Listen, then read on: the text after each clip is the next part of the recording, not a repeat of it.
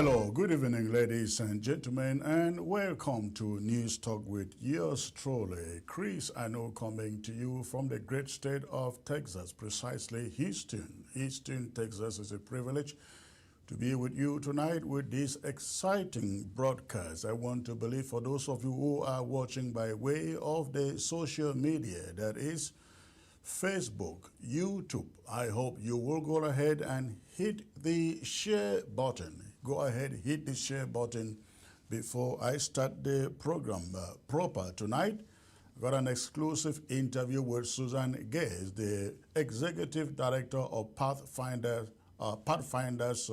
for Peace, who will be talking about a conference that is coming up in Boston, put together by her organization. So please do me the favor, go ahead, hit your share button, and I will be right back in a few minutes to start with my guests. Stay tuned.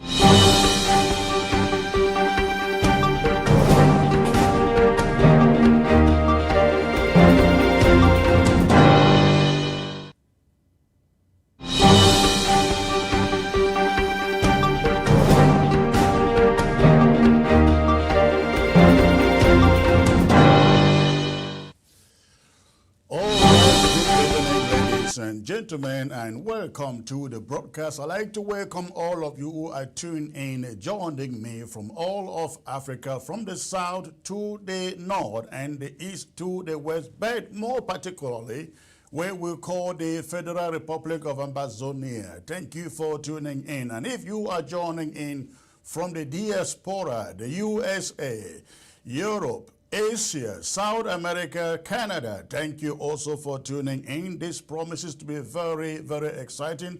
And as usual, I will open the phone lines to allow you to call in, make your contributions. Let us know what is on your mind. Again, my guest tonight is Susan Gais, who is joining me, I believe, from Colorado, here in the USA to talk about Amazonia. Ladies and gentlemen. So please, again, if you are joining by way of the social media, go ahead, hit your share button. Hit your share button. Let everybody out there know the anchor man is not live. He is indeed alive, and that is why you can see me. I will be right back.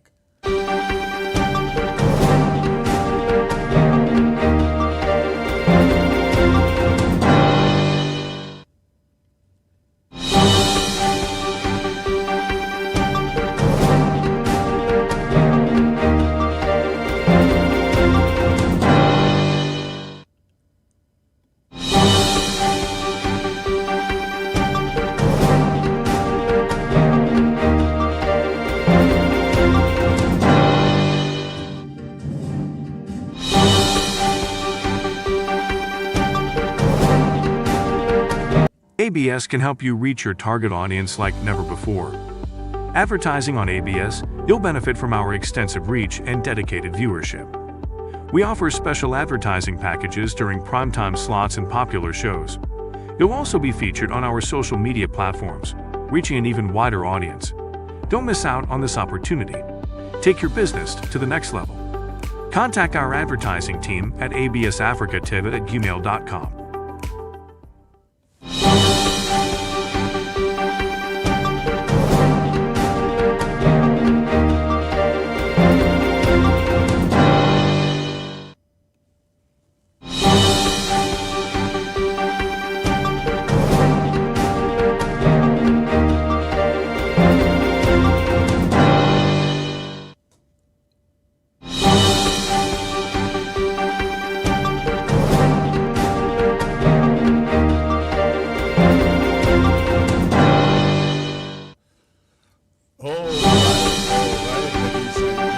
Before I bring you my guest, I'd like to bring you my talking point on the subject of this conference that is coming up in Boston, Massachusetts. That will happen precisely October the 31st through November the 2nd, and it is open to every Ambazonian plus Cameroonians. Cameroon, mapping an end game is a theme of a two-day conference coming up next month in Boston, Massachusetts.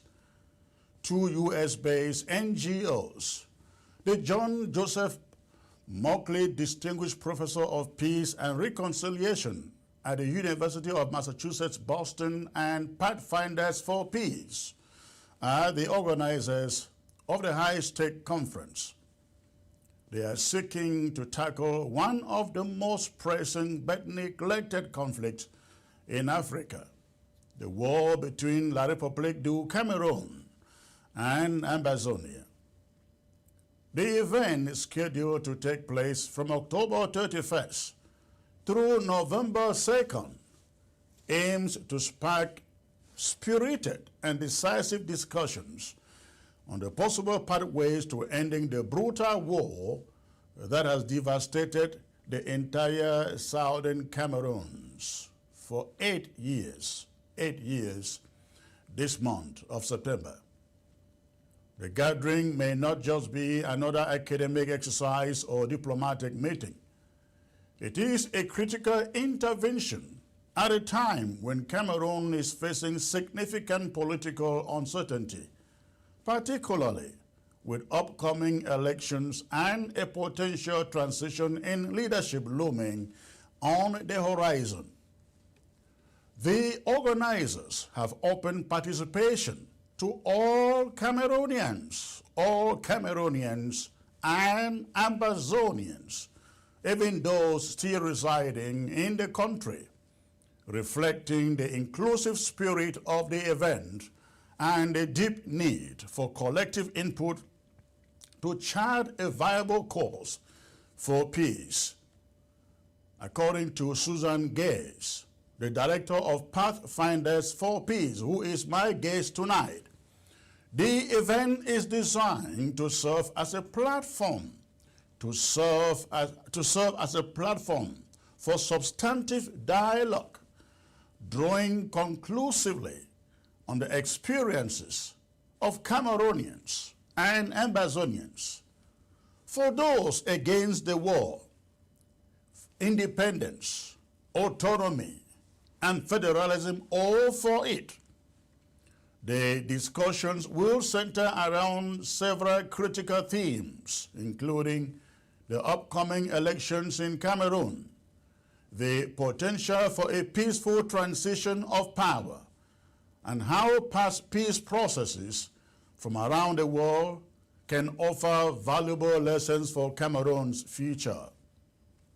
Participants will also be tasked with developing rules and principles of engagement that can guide future peace negotiations for this conflict in Ambazonia, laying down a clear framework for conflict resolution. The war between La République du Cameroon and Ambazonia has claimed thousands of lives, displaced hundreds of thousands, and plunged entire municipalities into chaos. Despite various calls for peace and negotiations, the conflict has dragged on and on, with both sides digging in and international mediation efforts failing to gain meaningful traction. The Boston Conference hopes to break this deadlock by fostering a space where diverse voices can come together and explore concrete solutions. Crucially, the event will also provide a forum for exploring scenarios surrounding the planned elections and their implications for the conflict. Many fear that the elections could either serve as a turning point towards peace or exacerbate tensions, depending on how they are handled. The last day to register for this Boston conference is today, September the 6th. All right. I am being joined again, ladies and gentlemen, by Susan Gais, who is the Executive Director of Pathfinders for Peace, who is one of the conveners of this conference. Susan, it's a privilege to have you back again. Good afternoon. Thank you so much, Chris. It's great to see you. Thank you. Wonderful. Great to see you again. Let us delve into this subject. I know we've had a discussion on this, I think about a week or so ago. Tell us what is in your mind when you thought about, or what was in your mind when you thought about putting this conference together, because the Ambazonians have nothing to do with this. It is all put together by your organizations. What did you have in mind putting this together? Well, of course, Pathfinders for Peace has been focused on this conflict since the beginning of our organization. Quite honestly, what prompted this conference is we finally got some money to do something like this from the University of Massachusetts, Boston. It was a very small amount, not enough to cover all of the expenses, but enough for us to say, okay, we've got a green light, let's do this.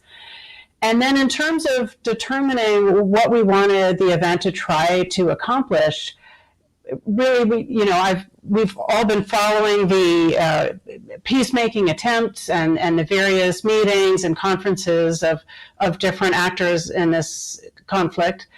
And a gap seemed to us to be that there hadn't really been an attempt to kind of do talks about talks, or the process aspects of it that would make all sides feel that this is a legitimate, valid peace process. And in addition, there has been a lot of chatter about what might happen regarding the elections, the presidential elections next year, and the impact that it could have on the Ambazonian movement and on just any sides, any actors, and any events around this conflict. So those seemed like opportunities to us. I do want to clarify a couple of things, if I may. Sure. Chris, you did an excellent overview of the conference plans, except for one small but significant detail. Sure. You said it's open to participation to all Ambazonians and Cameroonians. It's open to applications from all. We want this to be a relatively intimate dialogue. It's not a classic conference with panel discussions and speakers. It's more of a dialogue, more of a discussion. Okay. And so, plus for reasons of space and funding, we have to limit the number of participants. So it's open to applications from all from Cameroon and from Ambazonia. Now, that is interesting when you define it as a dialogue. Who is dialoguing between who when you have Cameroonians and Ambazonians in the same room? What do you expect from both of them? That's it. We're actually intentionally selecting that for a range of views, all the way from those who support an independent Ambazonia through to those who support essentially the track that the government is on resulting from the national dialogue. So, the existing decentralization and special status. And then we're trying to get also gradations in between. So people who support federalism, we're getting some applicants who say, I support a peaceful resolution, not choosing one of the standard positions. Yeah, that is interesting because, again, I see from your registration form you want people to choose where they belong, whether they are federalists, they are for special status, they are for independence, status quo, and so it is like, somebody would say this sounds like calling for a referendum and allowing citizens of Cameroon to also participate in a referendum, whereas it's a situation where only Ambazonians should be having a say. Well, it's not a referendum. We're not in any way presuming no no decisions will come out of this application process other than for us to look and see what is the range of views, current opinions. People's opinions may change, of course, with time, but what are people's current opinions so that we may get the whole spectrum of views represented in the room. And informally represented, by the way. There are no formal delegations. There will be no government delegation, no formal Amazonia delegation, just people who hold a variety of views. Right, but you have invited everybody, whether be it citizens of La République du Cameroon or citizens of Amazonia, isn't it? Yes. So somebody would say, why do you have to involve citizens of La République du Cameroon? This should be an Amazonian affair. You want to sample Amazonians' opinions, whether they are federalists, whether they some accept special status, or whether they are independentists. So, if this conflict is ever to be resolved, at some point in time, those who support an independent Amazonia will have to sit down with representatives of the government, of LRC, as you call it, La République du Cameroun. Correct, yes. Yes. And so what we're hoping is that if anything comes out of this meeting, this dialogue, if there are any points of agreement and if participants feel comfortable bringing that forward, that they might promote whatever is agreed to more formal leaders, including, hopefully, leaders of the government of Cameroon. This is in the tradition of track 2 diplomacy, you see, where it's not formal diplomacy, it is not an official negotiation, it's an informal dialogue, but with the hope that what comes out of it might be promoted to formal decision makers and to inspire, in this case, getting to the table for some kind of peace process that all will view as legitimate. Because where I am driving to at here is, it is difficult to bring Francophones or citizens of La République into a meeting with Amazonians. Of course, you know what they believe. They will never agree that Amazonia should go anywhere. But Amazonians, they are fighting for self-determination. But they are divided as to who is a federalist, who wants independence, and so on and so forth. So one would think that this meeting would have been limited to these various opinion leaders or holders in Amazonia to sit down and reason what should be the way of approach with all these shade of ideas put together, instead of involving Francophones, whom you know are a no, even when it comes to federalism, autonomy, or independence. First of all, in terms of putting Francophones and people of these range of opinions into a room together, yes, we don't expect it to be easy. In terms of your proposition that instead this should be a meeting just of Amazonians, because among Amazonians there are already a range of different opinions. And yes, I think that would be a valuable thing to do. We are trying to hold ourselves out as a potential third party of dialogue that will help move a peace process forward. And so with our limited resources, we decided to put those resources into bringing all sides of the conflict together as something that we hope will inspire and provide some ideas and concepts to help move an actual peace process forward. Did your organization reach out to the Cameroon government for voluntary participation or representation? And if so, we are trying did you get any response? We are trying to do that now. So because we're based in the United States, a lot of the people on our mailing list, probably a big majority of our mailing list, are people who support an independent Amazonia. And also some who are federalists. We have very few government or pro-government folks on our email list. So we waited to see what came in, and we do need to kind of fill in that gap. And so we are now trying to reach out to folks in the government. Again, not to have a formal delegation, but if they know people here in the United States who are able to attend and who would more or less represent the opinions of those in government, I think that would be very useful. So yes, we are trying to do that. So if they accept to attend, is there any kind of formal role they play in the conference? No, I mean, not any more than anyone else. No, they would be participants like any other. So you hope to come out with some rules that could go towards future negotiations.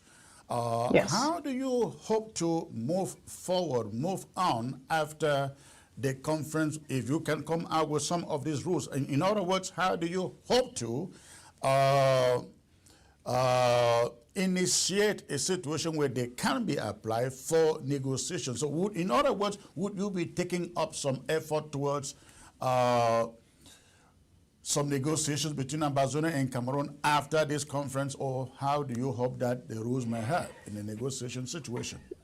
What we do will actually be dependent on what the people in the room,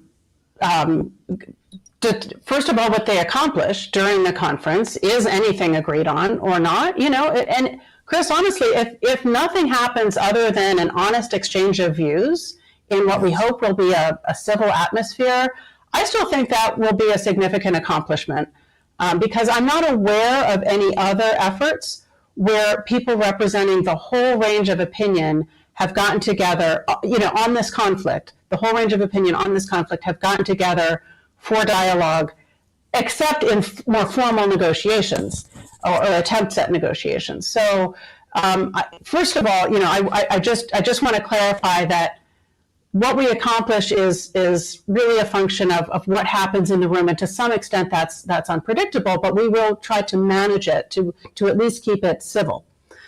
If there are outcomes that would be worthwhile to advance, ideas to put out into the world to help get to the table for a peace process, then we will be discussing as part of the meeting. I mean, we'll set aside at least the last couple of hours of the conference itself to say, okay, what next? What are the next steps?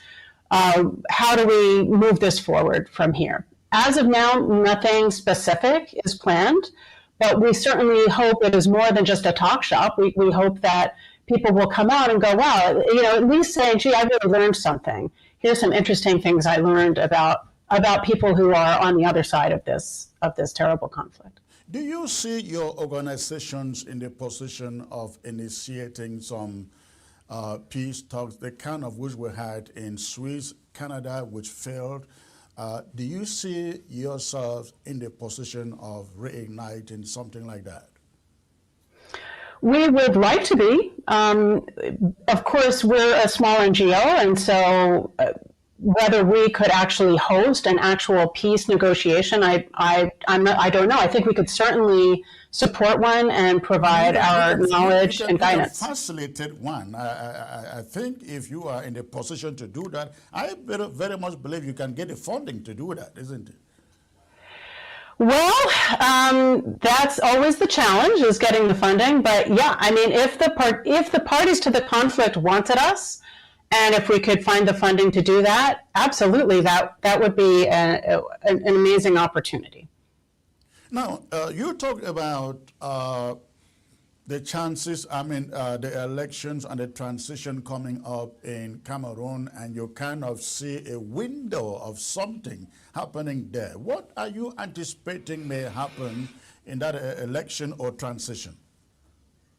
Great question, and I am not in the business of forecasting and making predictions. I learned my lesson a couple of years ago when I forecast that Putin would not actually invade Ukraine. I thought he was bluffing, so I don't make any more predictions. But seriously, this is part of the discussion, and we hope to do some kind of preliminary, pre-conference discussions, maybe by Zoom events or something, to get a sense of what are the possible scenarios. There are a lot of variables, of course. Whether the head of state actually does run and stay in the race for this next election, what change of power might happen here in the United States and what the implications might be. How do the elections unfold? Are they free and fair? There's so many permutations, and I don't even know all of them. I've heard predictions that Frank Bia will be the next leader, and then people in the north will rebel. I don't know. And so we want to elicit from the participants in the conference and from others, hopefully in advance of the conference, to be able to identify what are some different scenarios that are plausible. I don't know which one would be more likely, but what is the range of possible scenarios that are plausible? Well, talking about Frank Bia is in China among the Cameroon delegation representing the country, and that can speak volumes as to what lies ahead in the coming days in Cameroon. Now, if I may ask you, you are inviting people to come in. It is not like there's a formal speaker at this conference, just bringing people in to kind of sample opinion. What will be the format of discussion? The format will mostly be, as I said, dialogue. So we will facilitate that dialogue. We're going to have people probably at round tables, so it feels more informal, not like the kind of seating arrangement that you'd see at a formal negotiation. Some of it will be in small groups. Honestly, we are still, crafting the agenda, and after we send out invitations to the applicants that we think will represent a nice range of views, we're going to give those participants a chance to comment on the agenda and the format. But essentially, we see ourselves as facilitators, and we're trying to stimulate a civil but honest and open dialogue. We hope that people will come ready not only to express their views and speak from the heart, but also to open their minds a little bit and be willing to listen to others with whom they vehemently disagree. So, I know you are profiling participants based on their stance on whether federation or independence or autonomy. So if you have, I guess, say, 10 people seated in there and 5 say, well, I think Ambazonia should go away with some autonomy.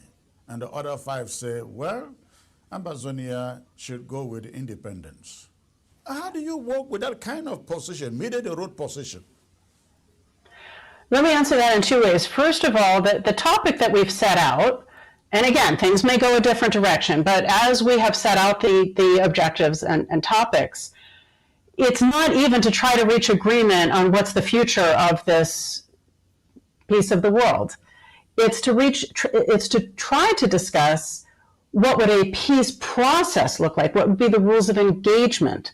What would what might be some principles of how these different sides engage in a peace process? So I don't have any expectation that out of a group of 10 people, we're going to bring consensus on what should be the ultimate solution to this conflict. At this stage, we're just looking at what's the solution to the differences of opinion on how to talk to each other. So you have on the one side, for example, some in the Ambazonia movement really want a strong foreign big name mediator. Some in the government, I think, seem to not want any outside intervention at all. They have their process that came from the national dialogue and feel that they can handle this themselves. So those are opposing views just on the process.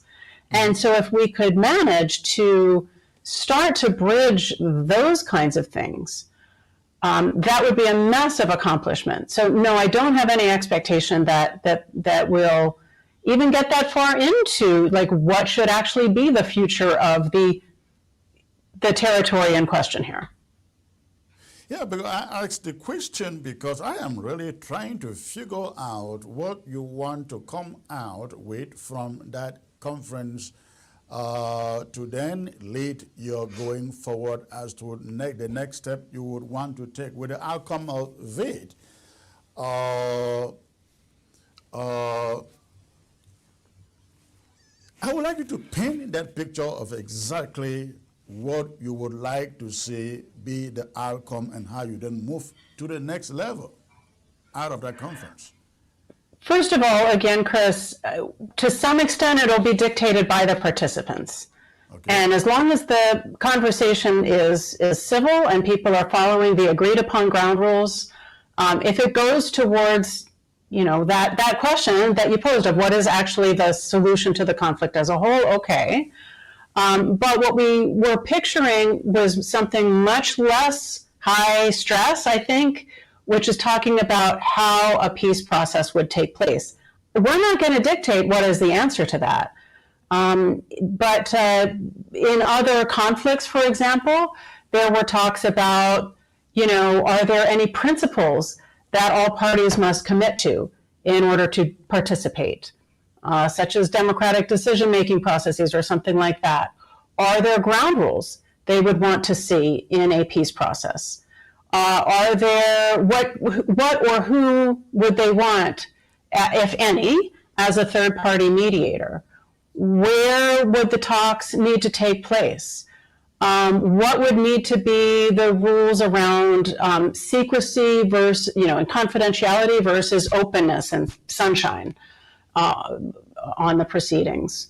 There are so many topics like that would, I think, if people could also, during this conference or at some future point, reach agreement on those kinds of things, then it begins to build a little bit of trust, and it enables people to enter into a peace process with more confidence, feeling a little more relaxed, a little more hopeful, and it lays the groundwork for the conversation to later shift into the big substantive topics, such as what is the ultimate solution to the conflict, and other really difficult topics. Yeah, I think that answers the specifics that I was looking for. But talking about that, in a situation where you do not have Amazonian stakeholders or leaders seated on the table, I know they are invited, everybody is invited to come. I will be there, definitely. If that is assuming I pass your application standard, so I will be there. But where the stakeholders are not there, for example, if somebody should say to me, Chris, I'd like you to meet, Cameroon is ready to sit down to meet with you guys, and the venue will be Paris. We agree. The venue will be Paris, you said? Yes. Okay. The venue will be Paris. As agreed in this meeting, I'm just making a point here. But I would say, hey, I don't want to go to Paris. I'm not sure of my safety, my security. So if you go to Boston and most of the people say, okay, I think that negotiations or mediation should take place in Belgium, should take place in Canada, should take place in the USA or in London, and then the stakeholders come around and say, well, we do not agree to that. How can you get them to by an arrangement where they do not see a problem with things like venue and who is involved without their participation in a meeting like this? So one general principle that I, as a conflict resolution practitioner, use is try to get underneath the surface position and down to what are the deeper level interests, fears, concerns, needs. So, for example, if somebody proposed, well, I think a peace process should take place in Paris, and somebody else might say, hell no, that is absolutely unacceptable. then I would dig down and say, okay, why Paris? Well, we saw what happened in Nigeria and we feel that we have to get away from the African continent. Okay, so concerned about your safety, about not being arrested, things like that. Okay, that's the concern, your safety. What about somebody who says, well, actually, it should take place in Africa? Okay, tell me more. Well, African solutions to African problems. We want to show that Africans can solve our problems without Europeans and Westerners intervening. Okay. So what would be a location or a mechanism that would enable African solutions to African problems and would also enable your safety? Put the question out there, see what ideas come up. That's an example of how we try to bridge opposing positions.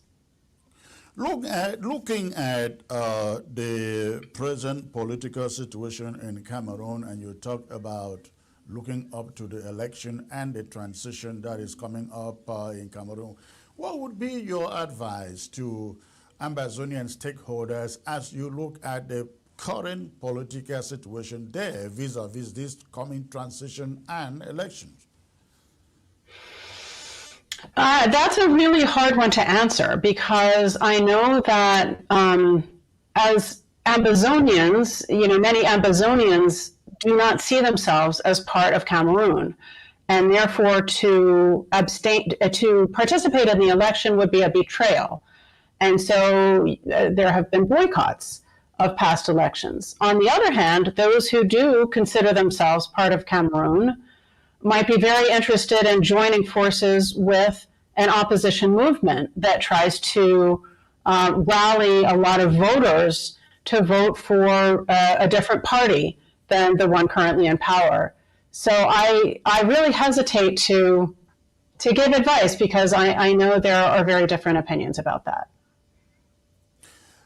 I was actually trying to know what is on your mind as concerns the form of state that take place in Cameroon after the elections or the transition. Do you see a new government or a new leader in Cameroon calling for genuine dialogue, genuine negotiation, or you see the possibility of another crisis breaking up within that same country? We have heard stories of the Hausas, the Fulanese in northern Cameroon, saying this is their moment to take over power, it is their time. So you put this together and you look at the situation in Amazonia and people are wondering, is it possible that things could further escalate with that transition, especially if Paul Biya or his son or his tribesman still clings on to power in that country? I think those are both plausible and interesting scenarios to explore. I don't know which is more likely. I do know that in other conflicts, when there has been a change in leadership, that is often when, I mean, not always, but many breakthroughs or kind of new sudden movement in peacemaking, that often comes after a change in leadership. So, for example, for many years, the United Kingdom had been adamantly against any negotiation with the Irish Republican Army or its offshoots in Northern Ireland, just saying, oh, well, they're terrorists, we don't negotiate with terrorists. Well, after Tony Blair came into power, he took a little bit of a different stance. And by the way, there were lots of unofficial track 2 efforts that preceded that helped to alter attitudes a little bit. But it was that change in power that kind of enabled a sort of dramatic change of strategy. In the Philippines, part of what I studied in my doctoral research was around the year 2000, there was a president who declared all-out war on the Moros, the people concentrated in the south of the country who wanted independence. And then a new president came in and she said, I'm breaking with my predecessor, I am declaring all-out peace. and she really engaged anew in a peace process. So those are a couple of examples of how a change in leadership can enable a break in an impasse and getting to the peace table. But things can change with existing leaders. There are examples of that too. And as you suggested, Chris, things could also get worse. I mean, there could be other conflicts that break out over presidential succession in Cameroon that don't directly have anything to do with Ambazonia, but will still impact it ultimately. You paid a visit to Cameroon when this conflict escalated. I don't know whether you are still in touch with the leadership in Yaoundé, and if so, what are you hearing from them as far as resolving the conflict is concerned? You know, it's difficult because people in their official capacities may not always share their deepest, truest feelings. They have to do what they're paid to do, right? They have to say what they're paid to say. I still think, I still detected some openness to peacemaking in my last visit there from some officials. In particular, we spoke to a couple people who were pretty high up in this, what I call the security sector, so military, gendarme, et cetera, who feel like, there's only so much we can do militarily.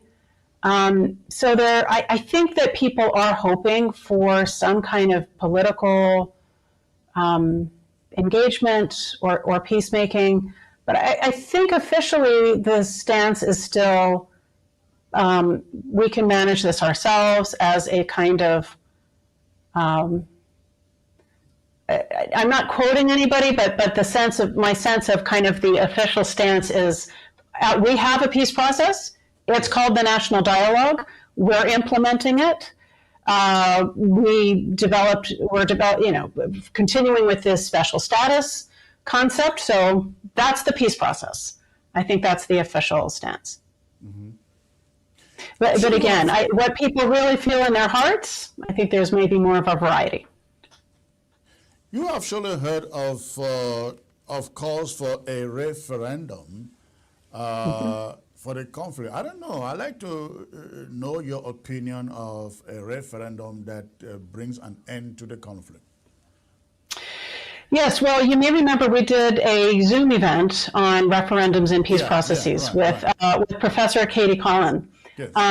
So potentially very interesting idea. The key thing is that a referendum on its own won't bring about an end to the conflict. So what more often happens is that there's a peace process, a negotiation, a signed agreement, and in that agreement, it may say, this is what happened in Sudan before South Sudan's independence. The peace agreement may say, we're prepared to agree to independence if a referendum shows that a majority of the population want that, and that is what happened in South Sudan. That's still,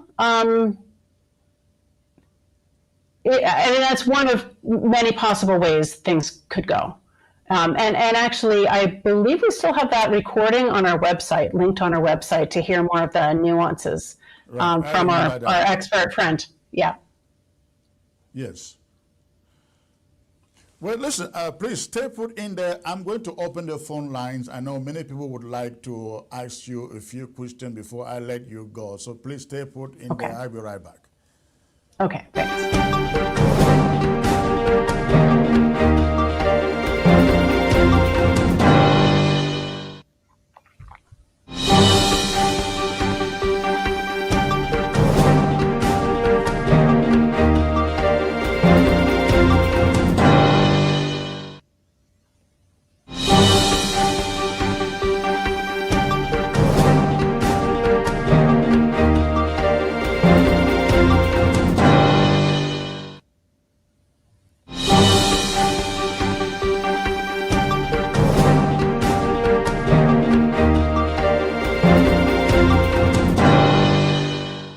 ABS can help you reach your target audience like never before. Advertising on ABS, you'll benefit from our extensive reach and dedicated viewership. We offer special advertising packages during primetime slots and popular shows. You'll also be featured on our social media platforms, reaching an even wider audience. Don't miss out on this opportunity. Take your business to the next level. Contact our advertising team at absafricativ@gmail.com. All right. Susan, before I open the phone lines, I understand this conference is taking place for 3 days, October 31, and then November to November 2nd. That is 3 good days. That's a lot of time and a lot of expenses for those who are traveling there. They have to pay hotels, pay transportation, buy food and stuff. Is it possible for you to break down what you hope to do each of these days? Short answer is not yet. We haven't written out the full agenda. The first day we probably will start a little later, so it might be more like 2.5 days to allow people who are more local to drive in, things like that, find the space. Of course, the beginning of any such meeting of people from opposing sides on anything has to be some introductions, agreement on ground rules, giving people a chance to say a little something.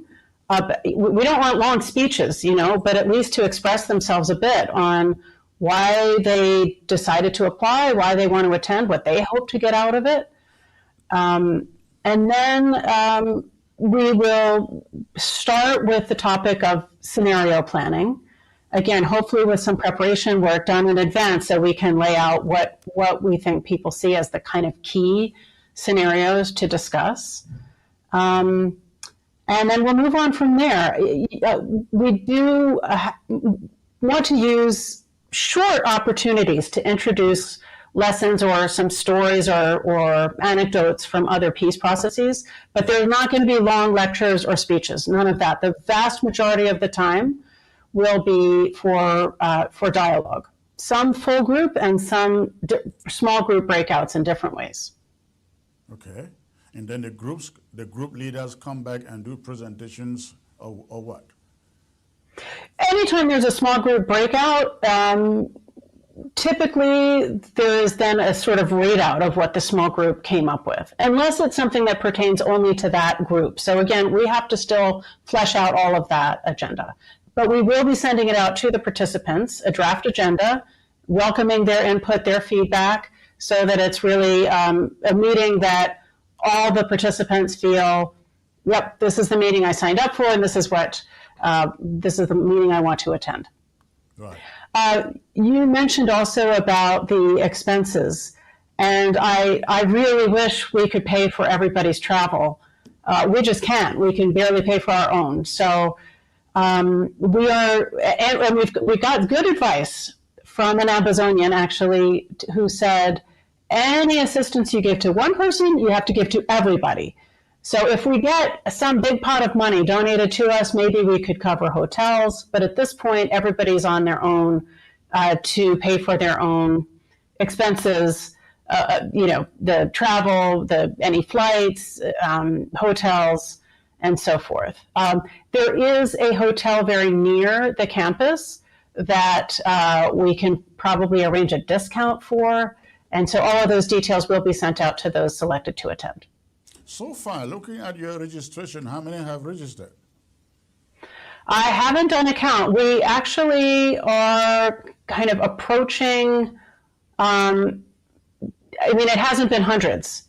So we may not have to do that much choosing between applicants, but we'll see. More is still pouring in today, so I don't know the exact number at this time. In talking about that, I was thinking, is there any chance you can extend the registration time, because many people will be watching it from here and knowing it for the first time, and even surprised that some Amazonian activists did not know about it. Some are sending messages and asking what it is all about. Is it possible for you to extend the registration time? Well, we certainly won't be making any decisions or sending out any invitations until at least early next week. So if somebody applies over the weekend, we will certainly still consider that. And then we have to look and see if we still have gaps. And then we might be, as you asked about, reaching out to see if there are any who hold a position close to the government sort of stance on this conflict, and trying to bring them in. So inevitably we will have to, probably look at some beyond today. I would say certainly if you apply over the weekend, we can still accept that. I was trying to see if we can get the registration link up on the screen here, but it is very long for us to put on the screen. Yeah, so it's linked on our website. Right. If people go to not pathfindersforpeace.org. Mm-hmm.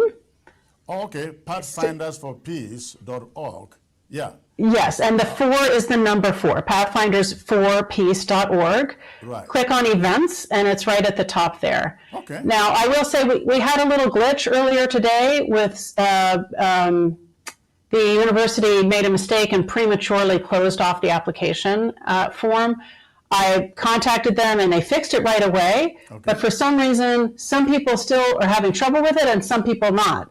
So if they're having any trouble, they can contact us through the website. All right. Okay. All right. You have the phone number right there on your screen. You want to call, ask Susan a question or make a contribution, please go ahead and do that before I let her go. Make sure before you call, shut down or turn down the volume of your TV set and focus on your phone. The phone number is right there. Susan, do you hope to visit Cameroon anytime soon again? I hope so. At this point, I know I keep sounding this theme, but funding. Early on in our formation as an NGO, we had a grant from the Open Society Initiative for West Africa. Yeah. And that funded my trips to Cameroon. And that money is now gone. That organization now does not exist as such. It was absorbed into Open Society Africa. And I don't know if it's because of the pandemic that happened in between, or if it's because of these other conflicts that have broken out. We're having a very hard time getting funds. So we are basically running on individual donations at this point. So I would welcome donations from any of your listeners. Mm-hmm. There's a easy way to do that through the website. So we just need more funding, and then I would be delighted. I'm eager to go again, and hopefully to get to, Buya, Bamenda, some of these areas, as you call them, ground zero, and not just staying in Yaoundé. You have been speaking to different Amazonian stakeholders, leaders, and trying to sample their opinion on the way forward. And as many times as leaders, people like you have spoken to Amazonian leaders, they're always talking about the need for unity, for collaboration. Are you getting any message to the effect that the people you talk to, they are ready and willing to come together, start talking and working as a team? The short answer is yes. I think Amazonians recognize the need to come together and work as a team. And my understanding is that in the Canadian initiative, there was an Amazonia delegation that worked pretty well. So yes, I hear a lot of acknowledgement of we have to be unified, we have to work together, but then it's when you get down to the specifics of, well, I'm the legitimate leader and that other person is not a legitimate leader, and all of that sort of thing. I think a lot of this could be, I don't know if solved is the right word, but managed through having an election. In the Northern Ireland peace process, they did elections to the peace negotiations. Now that's in a country that has a well-respected, election system in place that was widely acknowledged to be free and fair. And So I don't know that it's so easy, and especially with so many people being overseas. But there are online tools that can help run an election. There are organizations such as the American Arbitration Association that help groups like unions run elections. So, the fact that different leaders are criticizing each other, look at the United States. We have that all the time. It's part of the democratic process. And so there just needs to be a good way for the constituents, the people these leaders claim to represent, to express their choice of who they see as the best leaders. Right. Well, Susan, it was a pleasure having you back again. I hope that Ambazonians listening to you will log onto your website, pathfindersforpeace.org, to support your initiative by making a generous donation. Again, the website is pathfindersforpeace.org, and you click on the donation button. Thank you for joining me. I look forward to being there in Massachusetts with you next month. Thank you so much, Chris. It's great to be with you. All right. You have a great night. You too.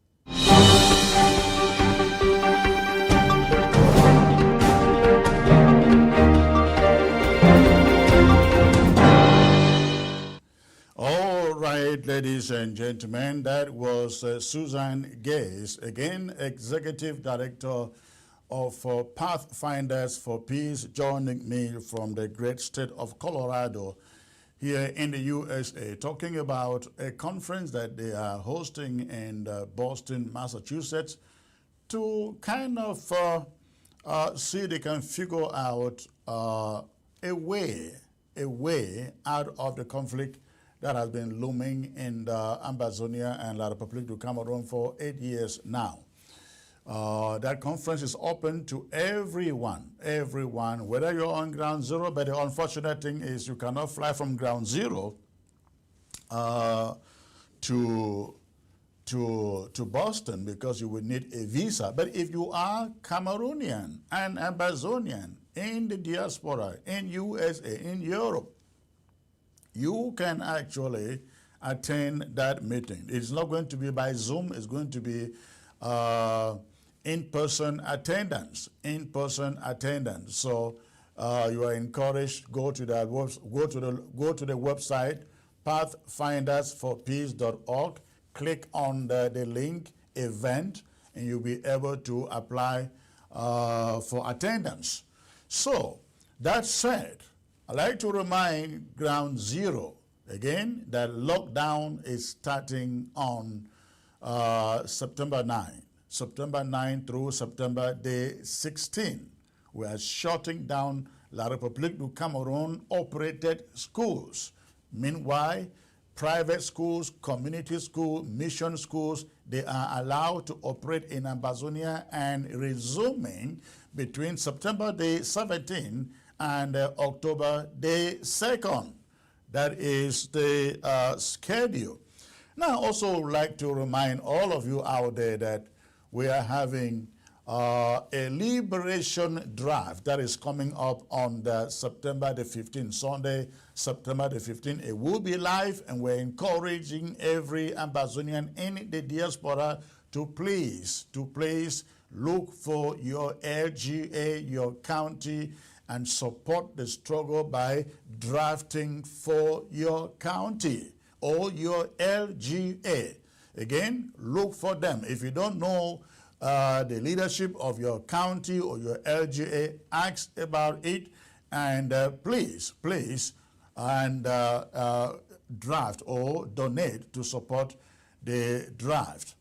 And I also want to remind you of amberdeals.com. amberdeals.com. I continue to appeal to all of you to support the struggle. You support the struggle by going to amberdeals.com. Log into amberdeals.com to make a monthly contribution of maybe $10, $15, $20, whatever you are comfortable with. Just $10 a month will go a long way. If many of us subscribe to it, it will go a long way to making sure that we continue to push this liberation fight to the expected end. All right. In the absence of any phone calls today, I don't know what happened today. I see the numbers are down. I guess Cameroon, I'm having the feeling that Cameroon is in arrangement with Facebook to the effect that every time we are coming on and mention Cameroon, in the headline, they shut us down. But whatever the case, people will watch it after on the YouTube and Facebook. But also on Ground Zero, we run this again and again for those who do not have electricity to be able to watch. I want to thank you for tuning in. I look forward to being back here on the Monday. You have a great weekend, and God bless.